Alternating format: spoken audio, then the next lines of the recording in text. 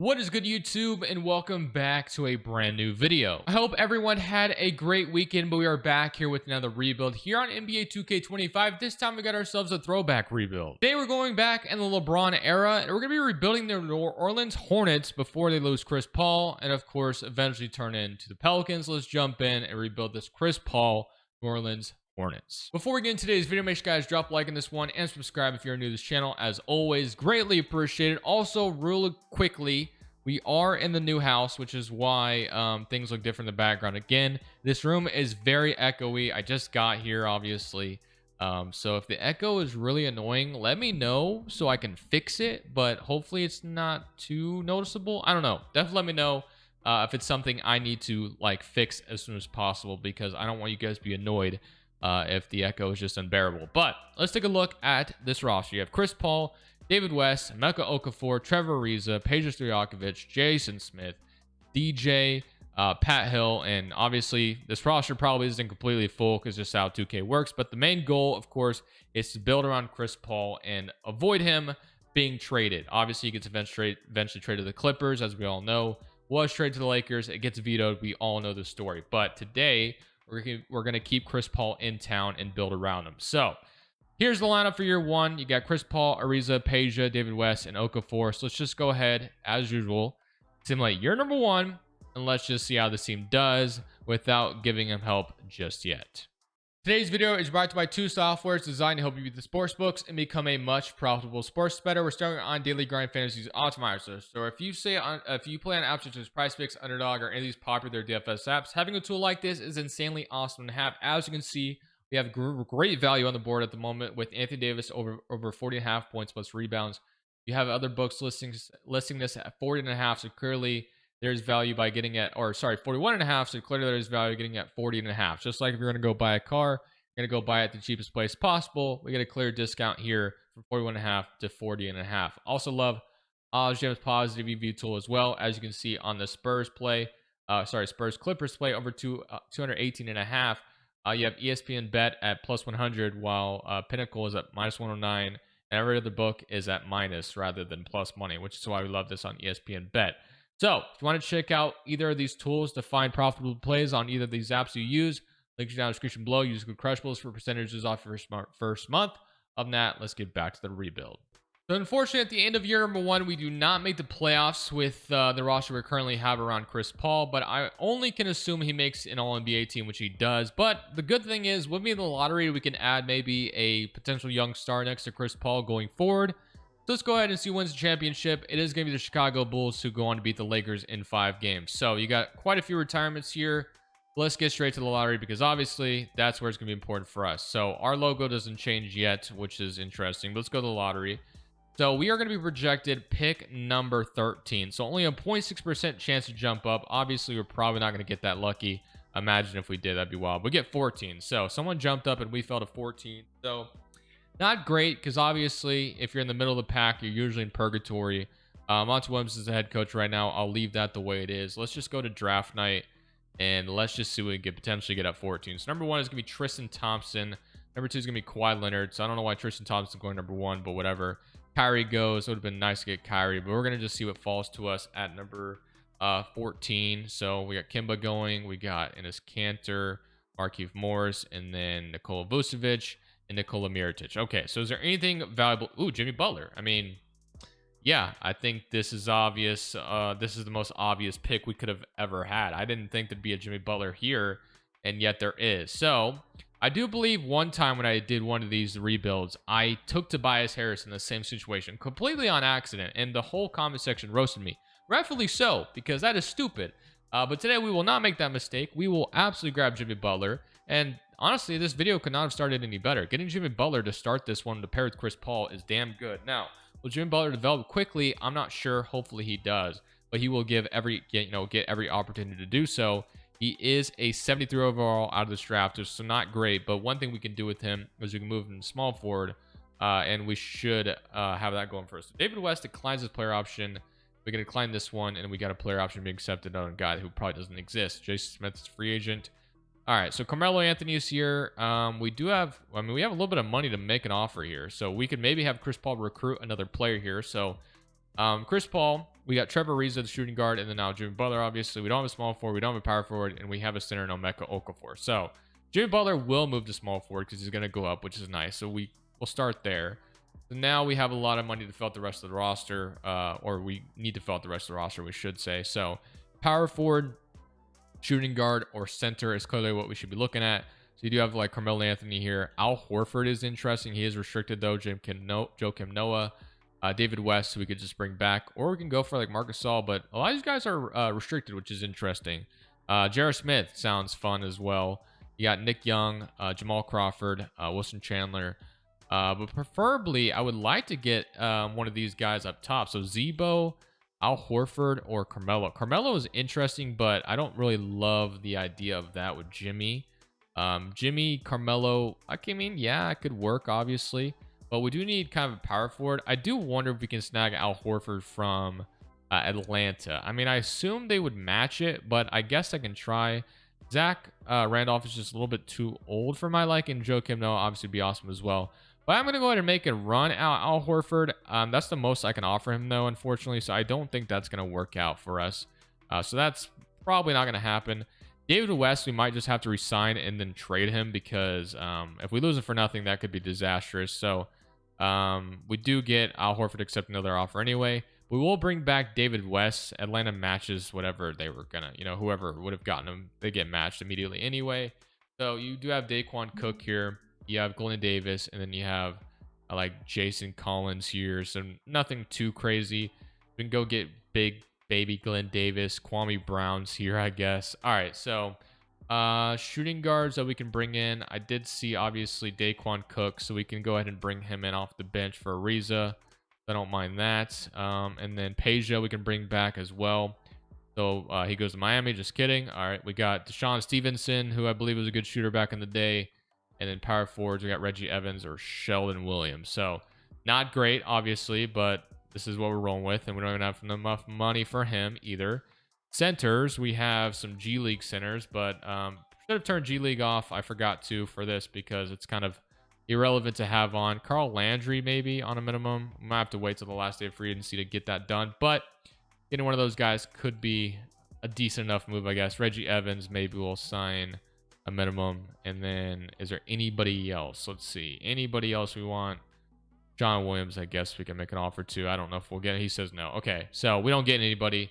So roster still needs to be filled out quite a bit. But I think what we can do is maybe we can just immediately look at a trade for David West and see if we can get like a 2-for-1 going, because clearly we need some depth running in here. Unfortunately, I could not find a trade for David West that I liked at the moment, but we are going to the season with, I guess, a decent little lineup. So let's take a look at it. Bench could definitely be improved, but it's Chris Paul, Ariza, Jimmy Butler, David West, Emeka Okafor, Daquan Cook, Deshaun Stevenson, and yeah, our bench obviously really falls off. Is that Allen Iverson on our bench right now?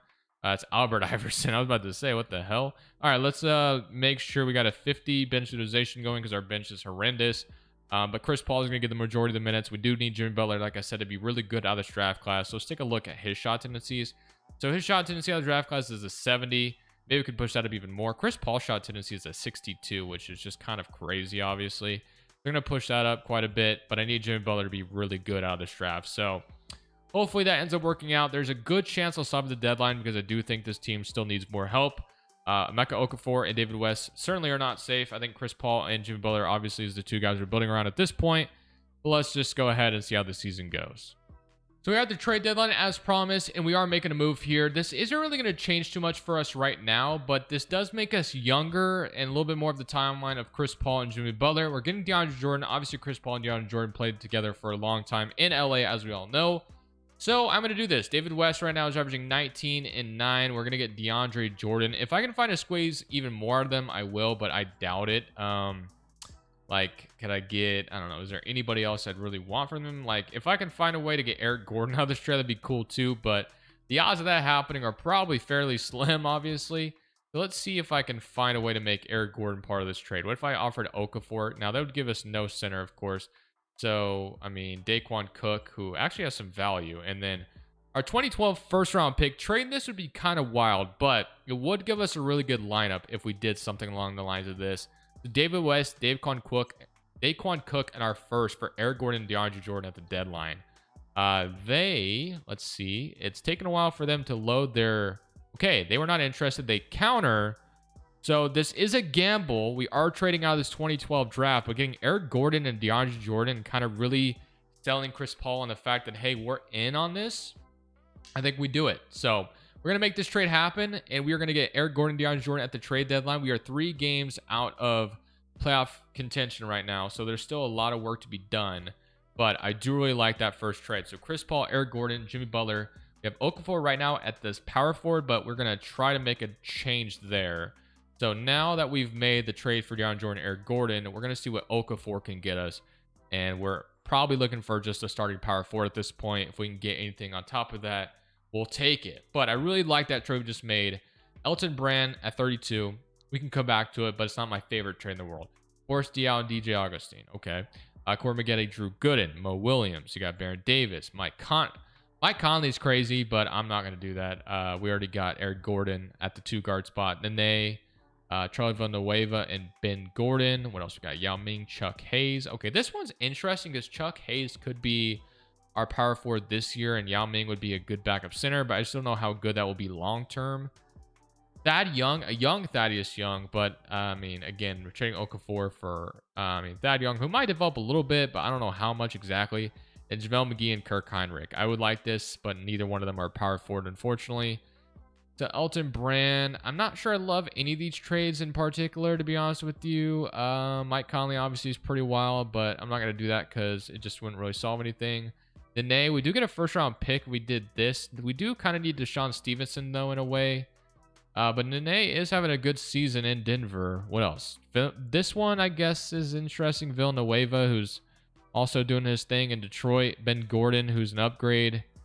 I mean, I guess this just kind of bounces our roster a little bit more. So I'm going to do this trade with Detroit.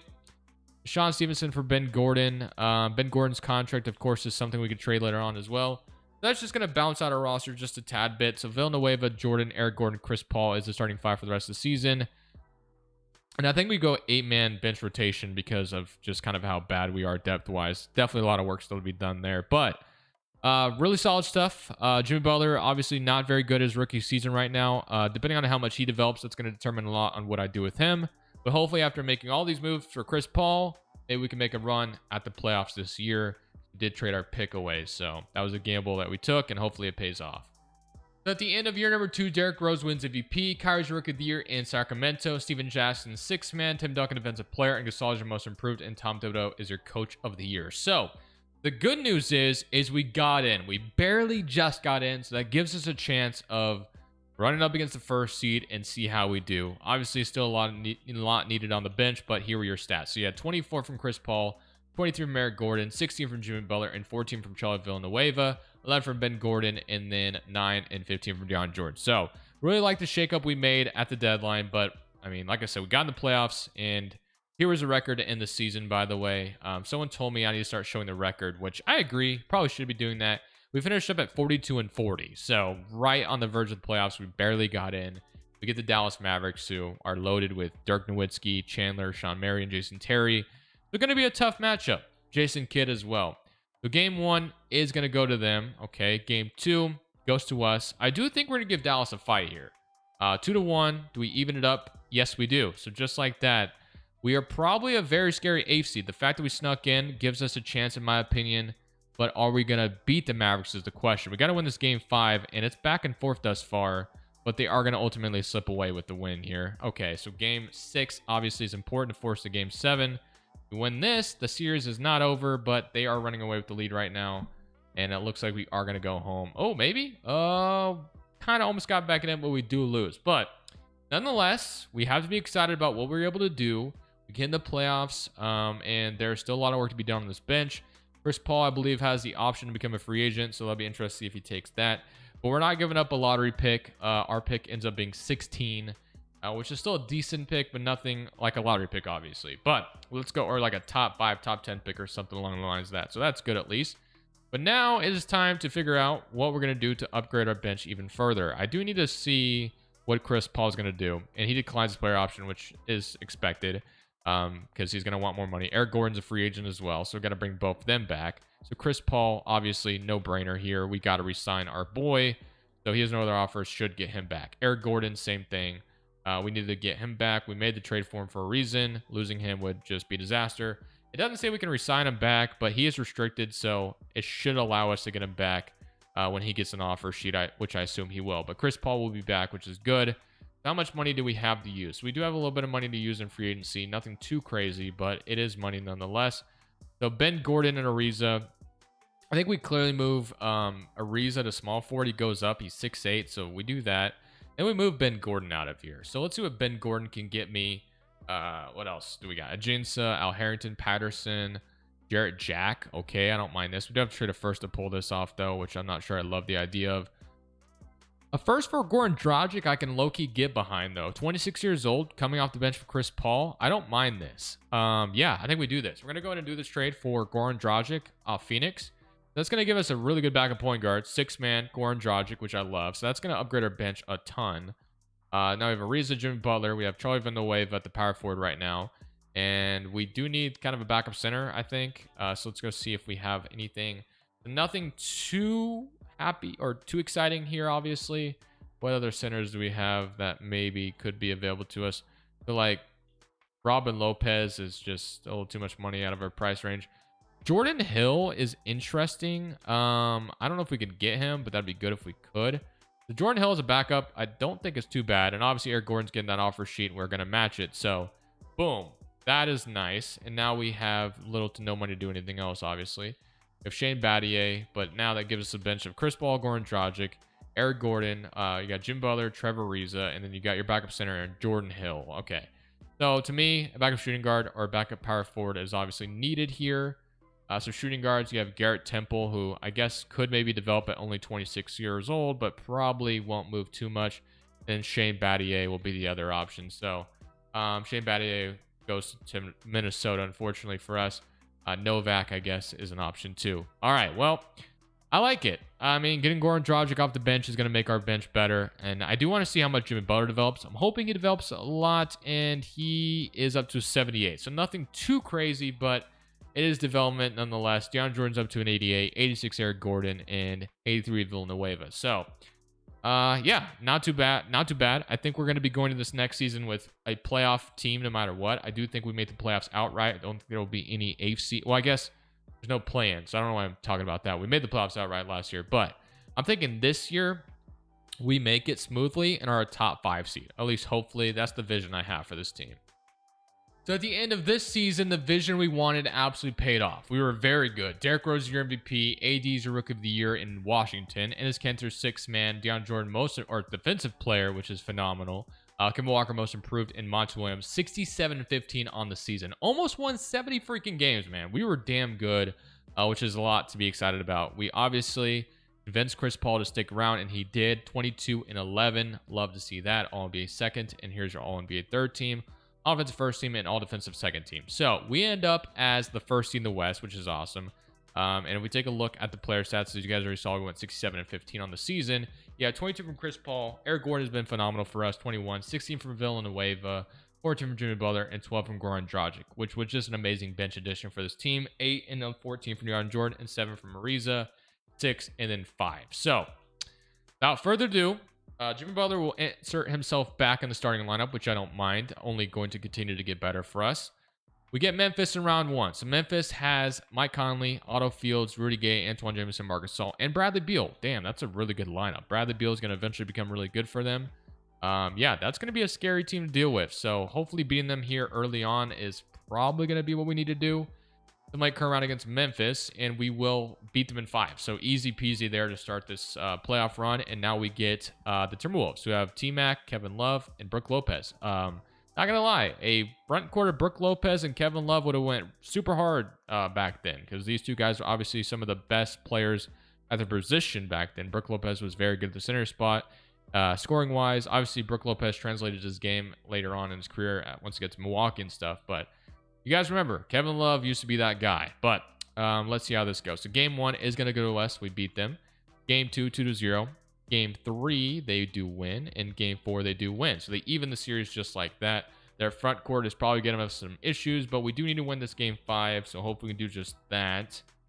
And it is going to be a close one here. Do not let them sneak away with this. And we do beat them by 4. So that was a very close game. Villanueva ends up being our leading scorer, which is interesting. So they want to put Ariza back in, which is fine. If Jimmy needs a bench role for now, I mean, eventually he's going to take the starting 5 and run with it. But I do believe Jimmy started his career, obviously, on the bench in Chicago. And we are going to a game 7. All these games have been super close. So can we come out here and win this game 7 is the question.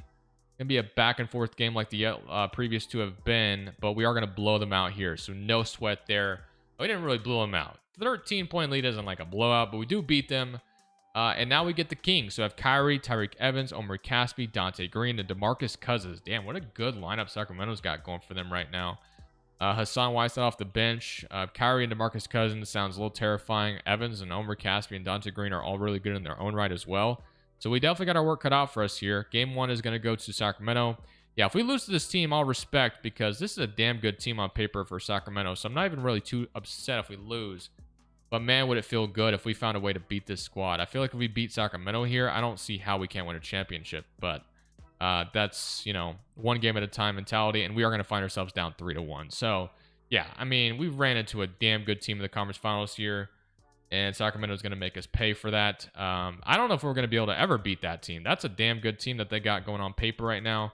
We're going to get back in this game. Overtime. Second overtime. Okay, so we do win game 5. So that was a very insane game. 2 OTs. But can we force a game 7 maybe? Take the lead here in the third quarter. And maybe we're going to a game 7. So I thought this was going to be over. And now we find ourselves in a game 7. So game 7. Ariza back in the starting 5. Washington's already in the finals. We're back in New Orleans for this game 7. Can we come back in the series and win this? Oh my goodness. This would be a crazy comeback if we could pull this off. But it is going to be back and forth so far. We have a nice little lead, but it's a 2-point game. Game 7. This is as close as it can be. 3 minutes left. We're down 4. 2 minutes left in the game. So I think we got to watch this play out, right? Or I could play this out and see if I can make comeback happen. So let's see if I can do just that instead.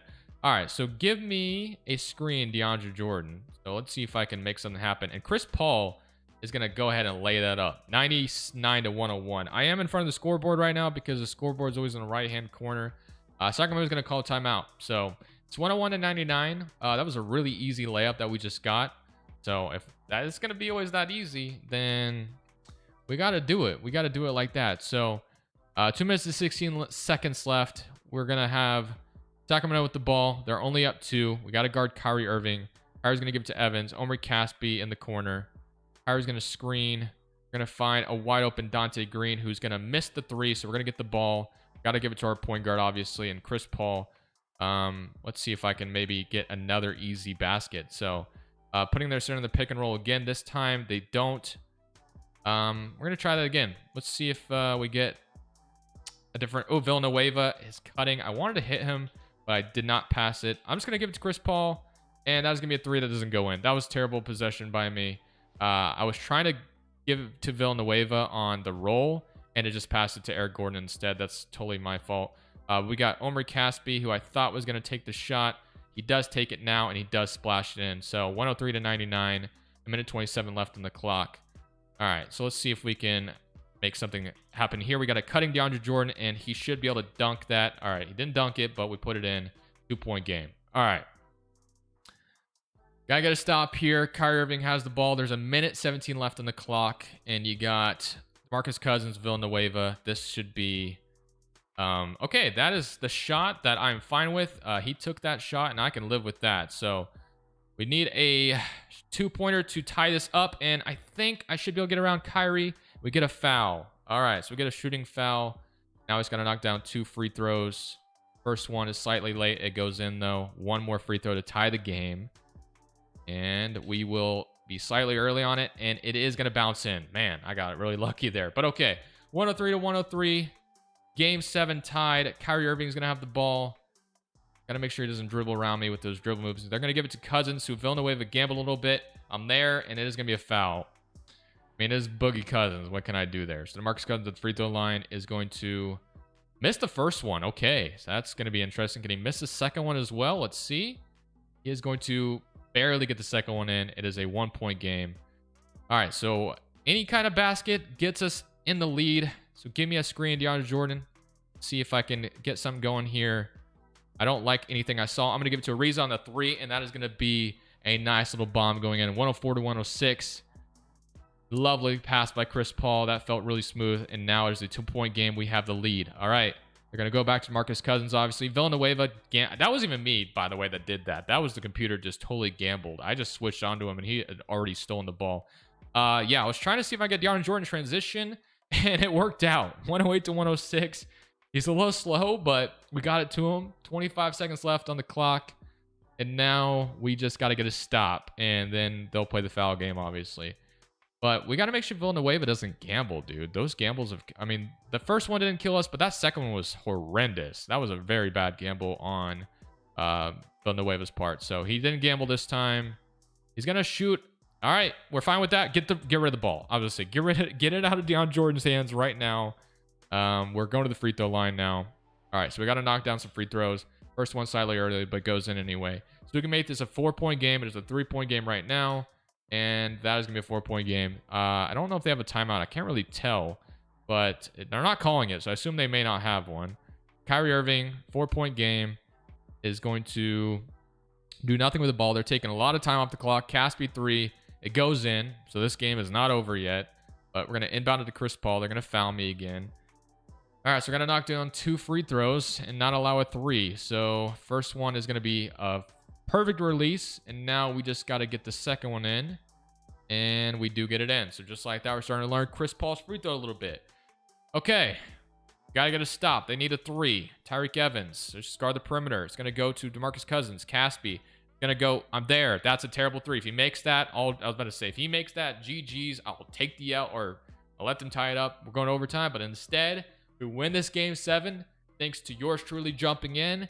And now we get to go play the Wizards in the finals. Take a look at this Wizards squad we're dealing with. So it's going to be Gilbert Arenas, Nick Young, Andre Blatch, and then a young AD. So not quite a prime AD just yet. Still only an 86 overall, but he is a damn good player nonetheless. So we got our work cut out for us here. So let's get into it. So game 1 is going to go to us. Great start. Game 2 goes to us. And are we going to go up 3-0? No. But let's simcast is so we can go up 3-1 here.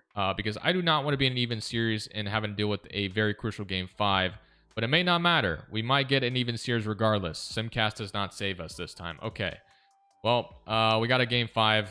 One I wanted to avoid. We got 2 games at home here. So can we win this one? Or we could have 2 games at home as long as we, obviously. So we are going to win this one at home, which is great. So now we go on the road to see if we can close them out and bring this championship home and get Chris Paul a ring early on in his career. Obviously does not have one to this point in real life. Very close game again, but we have a nice little lead here. And I think that could be all she wrote as long as we don't let them back in it. And that is going to be ball game, and we bring a championship to New Orleans. Chris Paul gets a ring in New Orleans, and that is how you end the video. So I hope you guys enjoyed it. I think there's a great way to start with, or a great video to start the week. Let me know about the echo. If it's terrible, please let me know. I don't think it's that bad when I was editing it, or when I tried to edit. I edited a different video before this, and it didn't sound terrible, but let me know. Thank you guys for watching. I'll see you on the next one. This is Crushables. I'm saying peace. Thank you guys so much for watching. Make sure you click here to watch another video that I know you'll love.